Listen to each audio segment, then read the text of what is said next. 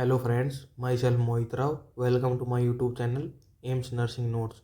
Today I am going to explain about a very basic topic of fundamental of nursing, that is fluid and electrolyte imbalance. तो हम शुरू करते हैं अपना topic. पहला topic हमारा इसमें फ्लूइड एंड इलेक्ट्रोलाइट इम्बैलेंस में हाइपरवोलेमिया। तो इसका मतलब क्या होता है? Fluid volume access. बॉडी में अगर फ्लूइड वॉल्यूम एक्सेस हो जाती है तो उसे हम हाइपरवोलेमिया कहते हैं।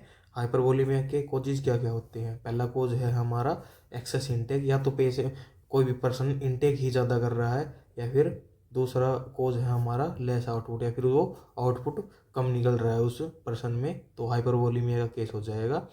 अब जो एक्सेस इंटेक कर रहा था वो किस किस रीजन से एक्सेस इंटेक हो सकता है पर्सन में?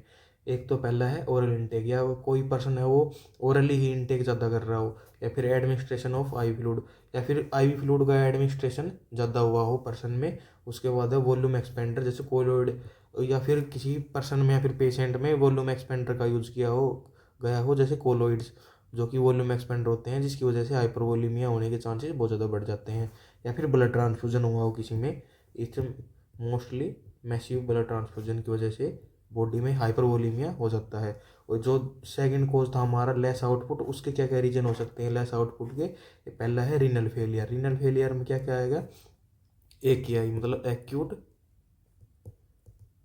Kidney injury, that is AKI। और CRF होता है क्रोनिक रीनल फेलियर, ये हमारा CRF होता है। और अगला है हमारा SIADH, जिसका फुल फॉर्म है syndrome of inappropriate anti diuretic hormone.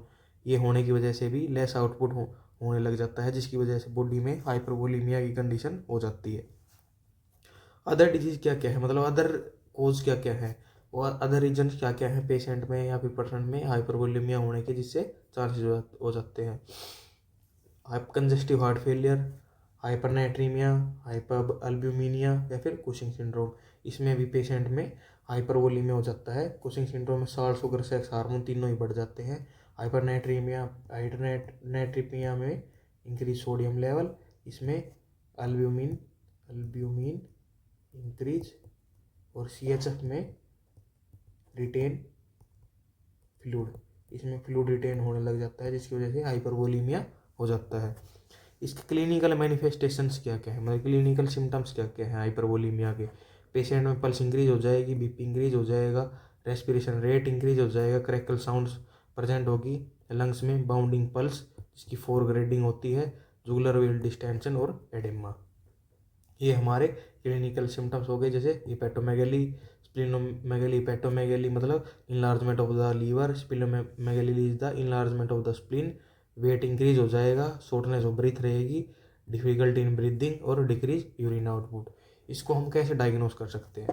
मतलब पेशेंट का यूरिन आउटपुट डिक्रीज रहेगा, उससे हम पता लगा पेशेंट में हाइपरवोलेमिया हो रहा है।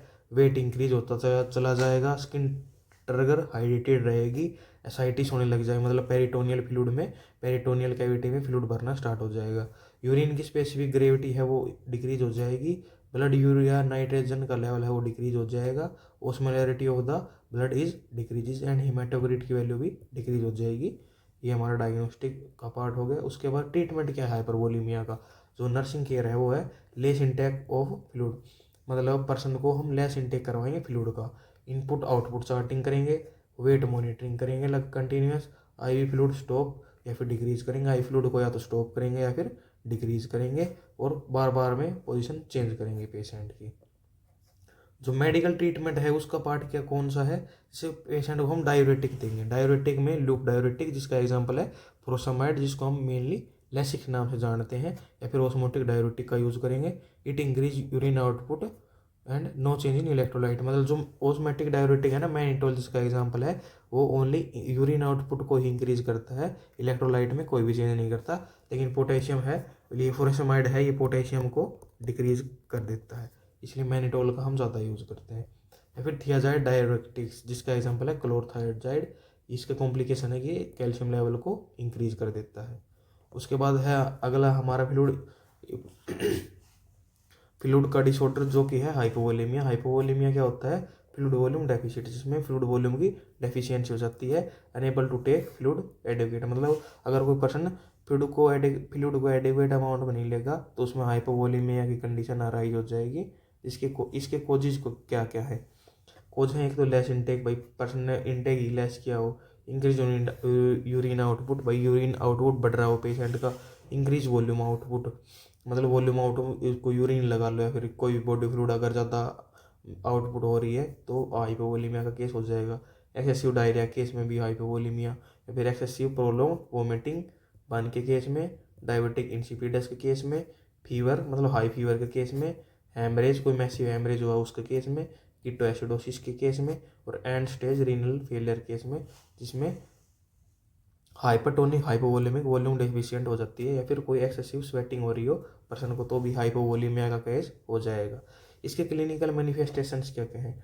हार्ट रेट इंक्रीज हो जाएगी, पी डिक्रीज हो जाएगा, रेस्पिरेशन रेट इंक्रीज हो जाएगी, थ्रेड इपल्स हो जाएगी जिसकी ग्रेडिंग होती है +1 की, डिक्रीज यूरिन आउटपुट डिक्रीज हो जाएगा, स्किन ट्रिगर पुअर हो जाएगी, वेट डिक्रीज हो जाएगा, और जो टंग है वो हमारी ड्राई एंड कोटेड हो जाएगी। हमारे क्लिनिकल सिम्टम्स हो गए हाइपोवोलेमिया के। और क्या कहें, सनकन आइज हो जाएंगी, और सनकन फोंटेनल्स ही होता है इन्फेंट्स में। सनकन फोंटेनल्स का सिम्टम है ये इन्फेंट्स में शो होगा। डायग्नोसिस, यूरिन स्पेसिफिक ग्रेविटी वो इंक्रीज हो जाएगी, ब्लड यूरिया नाइट्रोजन का लेवल है वो इंक्रीज हो जाएगा, हिमेटोक्रेट की वैल्यू इंक्रीज हो जाएगी, और ऑस्मोलैरिटी भी ब्लड की इंक्रीज हो जाएगी। मतलब हाइपरवोलेमिया और हाइपोवोलेमिया दोनों के अपोजिट हैं, सिम्टम्स भी एक दूसरे के अपोजिट मिलेंगे, डायग्नोस्टिक क्राइटेरिया भी एक दूसरे से अपोजिट, और ट्रीटमेंट का पार्ट भी एक दूसरे से अपोजिट। इसका मैनेजमेंट है इंक्रीज ओरल इनटेक, मतलब ओरल इनटेक को बढ़ाएंगे, आईवी फ्लूइड्स को इंक्रीज करेंगे, और अगर पेशेंट को फीवर है तो उसको एंटीबायोटिक्स प्रोवाइड करेंगे हम। उसके बाद आ जाता है हमारा topic electrolyte imbalance. Electrolyte imbalance में सबसे पहला जो इलेक्ट्रोलाइट के बारे में पढ़ेंगे वो है पोटेशियम। पोटेशियम के बारे में पढ़ेंगे। पोटेशियम की नॉर्मल वैल्यू क्या होती है? 3.5 to 5.1 milliequivalent per litre. Hypokalaemia है अगला डिसऑर्डर हमारा पोटेशियम के अंदर, जिसमें क्या होता है डिग्री सीरम पोटेशियम लेवल, मतलब 3.5 मिली इक्विवेलेंट पर लीटर से अगर पोटेशियम की वैल्यू कम आ जाती है तो उसे हम हाइपोकैलिमिया कहेंगे। इसके कोजेज क्या क्या है? हाइपोकोली में कोज क्या हो सकते हैं? पहला कोज है less intake of potassium diet, मतलब पोटेशियम को डाइट में ही कम लेना। पोटेशियम के सोर्स कौन कौन से होते हैं? Potato, orange, banana, coconut water and avocado. और एवोकाडो है ये है richest source of potassium. Avocado is a richest source of potassium. Patient को कुशिंग सिंड्रोम हो रहा है तो उसमें हाइपोकैलिमिया हो जाएगा। कांस डिजीज में हाइपोकैलिमिया। अगर पेशेंट डायूरेटिक ज़्यादा लंबे समय तक यूज़ हो रही है जैसे फुरोसमाइड, ये हमने बताया था पोटेशियम को डिक्रीज करती है, या फिर पेशेंट इंसुलिन थेरेपी पे चल रहा हो तो भी हाइपोकैलिमिया। डिजॉक्सिन की टॉक्सिसिटी हो जाएगी तो भी पेशेंट में हाइपोकैलिमिया हो जाएगा, या फिर सीवियर वोमिटिंग और इलियोस्टमी इरिगेशन, इन सभी केसेस में हाइपोकैलिमिया हो जाएगा। ये हो जाएगा हाइपोकैलिमिया। ठीक है। उसके बाद है इसके क्लिनिकल मैनिफेस्टेशन, मतलब क्लिनिकल सिम्टम्स क्या शो करेगा अगर किसी पेशेंट में हाइपोकैलिमिया है तो?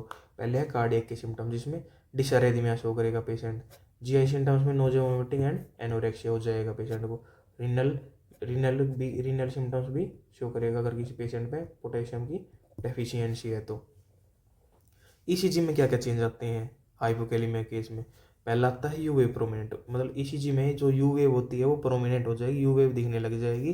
फ्लैट और इन्वर्टेड टी वेव या तो फ्लैट हो जाएगी या फिर इन्वर्टेड हो जाएगी, और एसटी डिप्रेशन हो जाएगा हाइपोकैलिमिया के केस में। इसका मैनेजमेंट है increase oral intake of potassium diet, potassium diet की इंक्रीज कर देंगे, या फिर सिर्फ pot chlor always give with juice, मतलब सिर्फ पोट क्लोर देंगे जिसमें पोटेशियम प्योर अमाउंट में होता है और वो पोटेशियम की वैल्यू को बढ़ा देगा, या फिर injection potassium chloride. Potassium chloride को हम कैसे देते हैं? डाइल्यूटेड फॉर्म में देते हैं हमेशा, वरना ये फ्लेबाइटिस कोज कर देता है, या फिर एडमिनिस्टर स्लोली। ये हो गया हमारा पोटेशियम वाला। Always give injection KCL via central line to prevent phlebitis. Potassium chloride का इंजेक्शन हमेशा सेंट्रल लाइन के द्वारा दिया जाता है, इसको डायरेक्ट पुश नहीं किया जा सकता क्योंकि फ्लेबाइटिस कोज कर देता है। In case of emergency then give with peripheral line, या तो पेरिफेरल लाइन का यूज़ करेंगे या फिर सेंट्रल लाइन का यूज़ करेंगे। हम डायरेक्टली वेन में इसको इंजेक्ट नहीं कर सकते। उसके बाद हमारा डिसऑर्डर है हाइपरकैलीमिया। हाइपरकैलीमिया के कोज कौन कौन से हैं? High intake of potassium diet का हाई इंटेक किया हो, या फिर कोई रीनल डिजीज हो जैसे CKD, क्रोनिक किडनी डिजीज, या फिर एसिडोसिस हो पेशेंट में, मेटाबॉलिक या रेस्पिरेटरी, इन दोनों में ही पोटेशियम इंक्रीज हो जाता है। Increase calcium administration, hyperuricaemia, cell lysis, tumour lysis syndrome. ठीक है, मन के पेश में पोटेशियम इंक्रीज या फिर एडिशन डिजीज में हो जाता है ये। इसके क्लिनिकल मैनिफेस्टेशन क्या है? कार्डियक डिसअरिथमिया, BP डिक्रीज हो जाएगा, इंक्रीज मोटिलिटी और डायरिया हो जाएगा पेशेंट को, मसल फ्लैसिड पैरालिसिस या फिर मसल वीकनेस शो करेगा पेशेंट। फिर क्लिनिकल मैनिफेस्टेशन से हमारी हो गई हाइपरकैलेमिया की। इसका मैनेजमेंट मतलब इसकी जो ECG चेंजेज क्या है, मैनेजमेंट नहीं, ECG चेंजेज वो क्या क्या है इसमें हाइपरकैलेमिया में? या तो फ्लैट P वेव होगी, प्रोलॉन्ग PR, QRS वाइड हो जाएगा, टोल T वेव हो जाएगी और ST सेगमेंट एलिवेटेड हो जाएगी। हमारी हो गई ECG चेंजेज इन हाइपरकैलेमिया। ठीक है, ये हमारा पोटेशियम होगा। इसका मैनेजमेंट का पार्ट यहाँ आता है। मैनेजमेंट क्या क्या है? डिक्रीज पोटेशियम डाइट को डिक्रीज कर देंगे, इंजेक्शन जो केसीएल चल रहा था उसको स्टॉप कर देंगे। और हाइपरकैलेमिया का फर्स्ट प्रायोरिटी क्या होती है? इंजेक्शन कैल्शियम ग्लूकोनेट 10:10:10 मतलब 10 ml injection calcium gluconate 10 ml NS 10 minute में हम देते हैं पेशेंट को। तो 10:10:2 का रेशियो बन गया। सेकेंड प्रायोरिटी हमारी injection D25 with injection regular insulin of 8 international unit, regular insulin 8 international unit, और D25 इंजेक्शन हम इंजेक्ट करते हैं टू ट्रीट हाइपरकैलेमिया। या फिर नेबुलाइजेशन विद सालबुटामोल से नेबुलाइज करते हैं, के बाइंड से एचेट देते हैं ओरली, जो पोटेशियम को बाइंड करके बॉडी से आउट करती है, या फिर हेमोडायलिसिस करते हैं। उसके बाद आता है अगला इलेक्ट्रोलाइट इम्बैलेंस हमारा हाइपोकैल्सीमिया। नॉर्मल कैल्शियम वैल्यू क्या होती है? 8.6 to 11 mg/dl, ये हमारी normal calcium value, normal calcium value, ये हमारी नॉर्मल कैल्शियम वैल्यू होती है। हाइपोकैल्सीमिया किसे बोलेंगे? जब कैल्शियम का लेवल 8.6 mg/dl से नीचे आ जाए उसे हम हाइपोकैल्सीमिया बोलेंगे। इसकी कोज क्या क्या है? डिक्रीज इनटेक ऑफ कैल्शियम, या तो कैल्शियम का ही इनटेक कम किया गया हो, जैसे मिल्क एंड मिल्क प्रोडक्ट्स और ragi is the richest source of calcium, it is the richest source. ठीक है, पेशेंट का रीनल डिजीज हो, एक्यूट पैनक्रेटाइटिस हो, क्रॉन्स डिजीज हो, सीलियक डिजीज हो, लैक्टो इंटॉलरेंस हो रखा हो, पैराथायरॉयड ग्लैंड रिमूव कर रखी हो तो भी कैल्शियम का लेवल डाउन आ जाएगा, या फिर एल्कलोसिस की कंडीशन हो, इसमें भी पोटेशियम कैल्शियम डिक्रीज हो जाता है। इसके क्लिनिकल मैनिफेस्टेशंस क्या है हाइपोकैल्शियमिया के? Decrease heart rate, decrease BP, hyper active deep tendon reflex और hyper active bowel sound, tremors, seizures, clamps, muscle weakness, increase Trousseau sign, increase Chvostek sign, और increase risk of pathological fracture, क्योंकि calcium का level decrease हो रहा है, जिसकी वजह से ये सिम्टम शो करेगा। टेटनी। हाइपोकैल्शियमिया मेनली क्रैम्प्स आते हैं, muscle cramps, very severe cramps आते हैं, और ये दो हमारे मेन साइन होते हैं, पॉजिटिव ड्राउजी साइन और पॉजिटिव जोस्टिक साइन, जो कि हाइपोकैल्शियम होते हैं। इसको डायग्नोस कैसे करते हैं? या तो सीरम कैल्शियम लेवल चेक करवाओ, और ECG चेंजेस क्या होते हैं इसमें हाइपोकैल्सीमिया में? प्रोलोंग्ड SD इंटरवल और प्रोलोंग QT इंटरवल, ये हमारे ECG चेंजेस हो गए हाइपोकैल्सीमिया में। इसका मैनेजमेंट क्या है? मैनेजमेंट है oral calcium diet orally increase करेंगे, इंजेक्शन कैल्शियम ग्लूकोनेट, ये वही 10-10 वाला कॉन्सेप्ट है, 10-10-10 वाला, या फिर एल्यूमिनियम हाइड्रोक्साइड, इसको अवॉइड करेंगे एल्यूमिनियम हाइड्रोक्साइड को। ठीक है, उसके बाद है हमारा इलेक्ट्रोलाइट, अगला इलेक्ट्रोलाइट इम्बैलेंस हाइपर कैल्सीमिया किसे बोल देंगे? जब कैल्शियम का लेवल 11 mg/dl से बढ़ जाए, इंक्रीज हो जाए, उसे हाइपर कैल्सीमिया बोलेंगे। इसके कोजेज क्या क्या है? या तो high intake of calcium, decrease excretion, hyper parathyroidism, hyper parathyroidism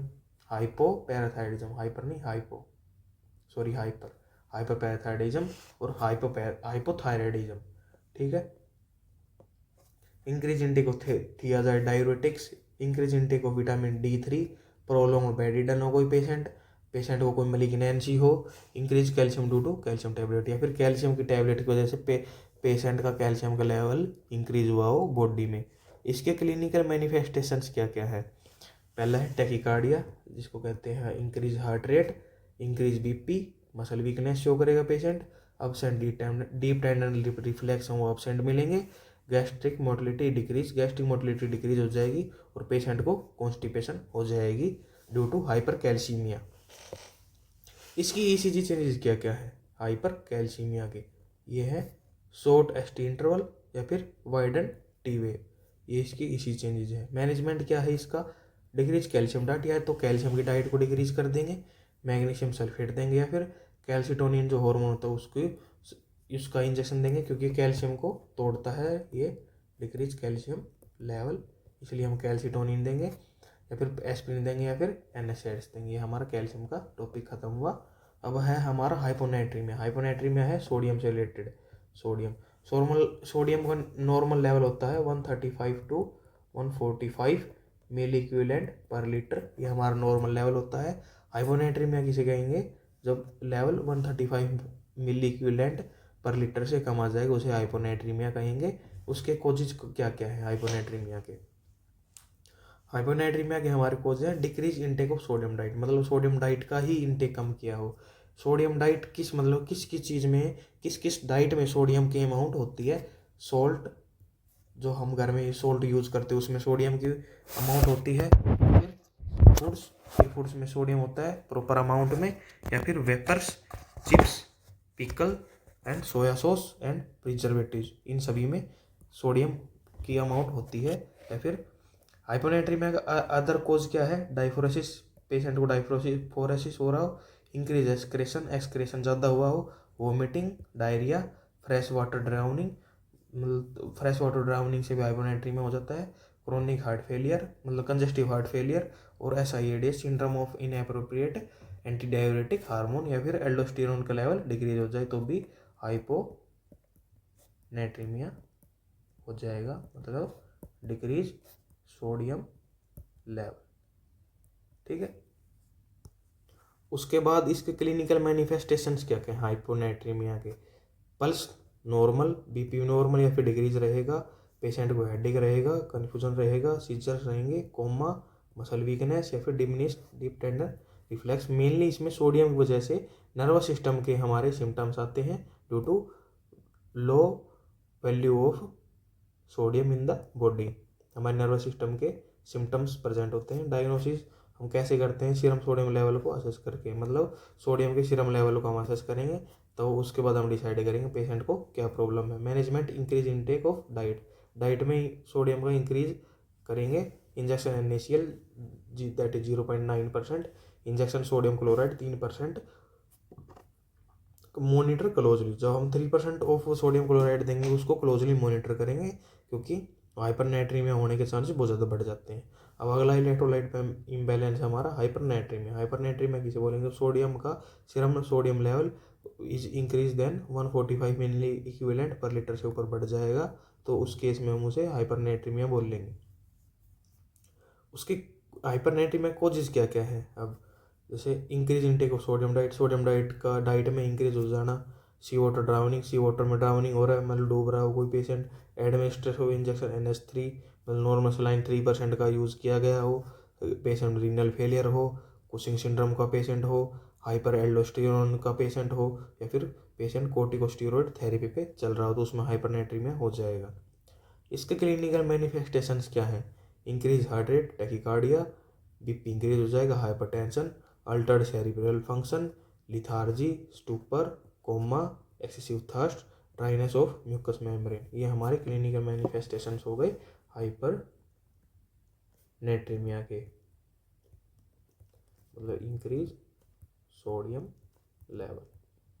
ठीक है, मैनेजमेंट क्या है इसका? डिक्रीज सोडियम डाइट को हम डिक्रीज करेंगे, जो इंजेक्शन NaCl 3% या फिर वो चल रहा था उसको हम स्टॉप कर देंगे, और राइल्स ट्यूब से फ्रेश वाटर को हम इंजेस्ट करवाएंगे ताकि सोडियम का लेवल डाउन आ सके। उसके बाद हमारा इलेक्ट्रोलाइट आता है मैग्नीशियम। मैग्नीशियम और कैल्शियम दोनों एक साथ साथ बढ़ते हैं। जैसे कैल्शियम बढ़ेगा बॉडी में तो मैग्नीशियम भी बढ़ेगा, और अगर कैल्शियम घटेगा तो बॉडी में मैग्नीशियम भी घटेगा। अब है हाइपोमैग्नीशियमिया। मैग्नीशियम का सीरम नॉर्मल मैग्नीशियम लेवल क्या होता है, 1.6 टू 2.6 mg/dl होता है। हाइपोमैग्नीशियम किसे बोलेंगे, जब मैग्नीशियम का लेवल 1.6 mg/dl से डिक्रीज आ जाएगा। इसकी कोजेज क्या क्या है, less intake of magnesium diet. Magnesium diet का लेस इनटेक क्या हो, ये है हमारी magnesium diet, that is magnesium diet. ये हमारी मैग्नीशियम डाइट है। जैसे nuts, chicken, meat, green leafy cabbage, spinach, avocado, pumpkin और टोफा। टोफा होता है richest source of magnesium, richest source of magnesium. ठीक है। या फिर पेशेंट को माल अब्जॉर्प्शन हो, सीलियक डिजीज हो, उसमें भी हाइपोमैग्नीशियमिया हो जाएगा। पेशेंट डायूरेटिक थेरेपी भी हो, उसमें हाइपोमैग्नीशियमिया। या फिर क्रोनिक अल्कोहलिज्म का, ये क्रोनिक केस में होता है। क्रोनिक अल्कोहलिज्म में मैग्नीशियम की लेवल डिक्रीज हो जाता है बॉडी में। क्लिनिकल मैनिफेस्टेशंस क्या है, जो जो भी कैल्शियम की कमी के कारण हमारी बॉडी सिम्टम्स शो कर रही थी, वो ही सभी सिम्टम्स मैग्नीशियम की डेफिशिएंसी में शो करेगी। तो इसमें मैग्नीशियम में, कैल्शियम की डेफिशिएंसी में बॉडी क्या क्या शो कर रही थी, ये हम अभी देखते हैं। जैसे ये आ गया हमारा हाइपोकैल्सीमिया। इसमें बॉडी क्या शो कर रही थी, heart rate decrease, BP decrease, hyper active deep tendon reflex, hyper active bowel sound, tremors, seizures, cramps, muscle weakness, positive Trousseau sign, positive Chvostek sign, और increase risk of pathological fracture. तो यही symptoms हमारे magnesium की deficiency की वजह से होते हैं, क्योंकि ये कैल्शियम और मैग्नीशियम दोनों डायरेक्टली प्रोपोर्शनल होते हैं। मतलब अगर कैल्शियम बढ़ेगा तो मैग्नीशियम बढ़ेगा, कैल्शियम घटेगा तो मैग्नीशियम भी घटेगा, इसलिए दोनों के सिम्टम सेम होते हैं। इसमें इसी चेंजेस क्या होते हैं, इसमें टोल टी वेव टोल हो जाती है, prolonged S T segment prolonged हो जाता है। मैनेजमेंट क्या है, ओरल इनटेक को बढ़ाएंगे, इंजेक्शन MgSO4 मैग्नीशियम सल्फेट का इंजेक्शन देंगे। ये स्पेसिफिक नोट है कि when absent deep tendon reflex during and administer of magnesium sulphate, that means magnesium toxicity. अगर जैसे हम किसी पेशेंट को MgSO4 का इंजेक्शन दे रहे हैं, मैग्नीशियम सल्फेट के इंजेक्शन दे रहे हैं, और पेशेंट में जो डीप टेंडन रिफ्लेक्स है ना वो एब्सेंट हो गए, तो उसका मतलब ये निकलेगा कि मैग्नीशियम की टॉक्सिसिटी हो चुकी है पेशेंट में। ठीक है। उसके बाद है हमारा हाइपर मैग्नीशियम, मतलब increase magnesium level. Magnesium level increase हो जाएगा, इंक्रीज मोर देन 2.6 mg/dl से ऊपर हो जाएगा तो उसको हाइपर मैग्नीशियम बोलेंगे। इसकी कोजेज क्या क्या है, अगर कोई पेशेंट लग्जेटिव थेरेपी पे हो, एंटासिड्स ले रहा हो प्रोलॉन्ग पीरियड ऑफ टाइम से, तो उसमें हाइपर मैग्नीशियम हो जाएगा। या फिर oral intake of magnesium diet increase कर रखी हो, उसमें भी हाइपर मैग्नीशियमिया हो जाएगा। मैनेजमेंट क्या है, लेस इंटेक, या तो इंटेक ही कम करवाओ, और जो MgSO4 अगर पेशेंट में किसी में चल रहा है तो उसको स्टॉप कर दो। और नर्स की रिस्पॉन्सिबिलिटी होती है, nurse priority is to check deep tendon reflex को नर्स चेक करेगी, यही नर्सिंग प्रायोरिटी होती है हाइपर मैग्नीशियमिया के केस में। अगला इलेक्ट्रोलाइट है हमारा फॉस्फोरस। फॉस्फोरस की नॉर्मल वैल्यू होती है 2.6 टू 4.5 mg/dl। ठीक है, ये हमारे फॉस्फोरस की वैल्यू होती है, फॉस्फेट की। ये स्पेसिफिक नोट है, if calcium level increases then serum phosphate level decreases. अगर कैल्शियम का लेवल इंक्रीज होगा बॉडी में तो फॉस्फोरस का लेवल डिक्रीज हो जाएगा, और ये it is maintained by parathyroid hormone के द्वारा ही फॉस्फेट और कैल्शियम का लेवल मेंटेन किया जाता है। अगर कैल्शियम बढ़ेगा तो फॉस्फोरस घटेगा, कैल्शियम घटेगा तो फॉस्फोरस बढ़ेगा। ये होता है calcium is inversely proportional to PO4, मतलब phosphate. Calcium is directly proportional to phosphate. ठीक है, ये हमारे सभी important fluid and electrolyte imbalance हमारे ये टॉपिक था जो कि हमने कवर कर लिया है। ठीक है, इसमें हमने क्या क्या कवर किया है, जैसे पहले हमने कवर किया था फ्लूइड का। फ्लूइड में क्या कवर किया, हाइपरवोलीमिया एंड हाइपोवोलीमिया। उसके बाद इलेक्ट्रोलाइट्स में क्या किया, इलेक्ट्रोलाइट्स में एक तो पोटेशियम किया, सोडियम किया, कैल्शियम, मैग्नीशियम एंड फॉस्फेट। इनमें हाइपो एंड हाइपर, ये सब हमने कवर किए हैं इस टॉपिक में। ठीक है, इसी चेंजेस पढ़ी हैं हमने, ये सब हमने इस टॉपिक में कवर किया है। ठीक है।